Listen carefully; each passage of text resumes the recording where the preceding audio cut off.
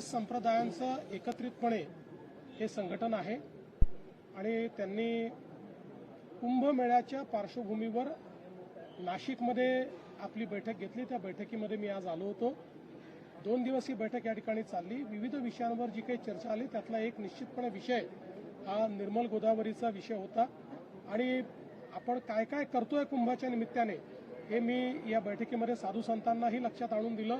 विशेषतः आपली गोदावरी ही निर्मल वाहिली पाहिजे, ती अविरल वाहिली पाहिजे या दृष्टीनं आपण जे काही आता कामं सुरू केलेले आहेत, वेगवेगळ्या प्रकारे जो काही घाण आहे ती ट्रॅप करून आणि स्वच्छ पाणीच केवळ गोदावरीमध्ये जाईल हे जे काही आपण काम हातात घेतलं आहे, घाटांचं विस्तारीकरण आपण हातात घेतलेलं आहे, या सगळ्या गोष्टींची माहिती आणि कुंभमध्ये एकूणच आपण काय करणार आहोत याची माहिती पण दिली। आणि मी त्यांना विनंती देखील केली की कुंभमध्ये हा कुंभ काही सरकारचा कुंभ नाही, हा आमचा कुंभ नाही, हा साधू संतांचा आणि आखाड्याचा कुंभ आहे। आमचं काम व्यवस्था करणं आहे, त्यामुळे आम्ही चांगल्या व्यवस्था करण्याचा प्रयत्न करू आणि संतांनी आम्हाला मार्गदर्शन करावं अशा प्रकारची विनंती मी त्यांना केली आहे।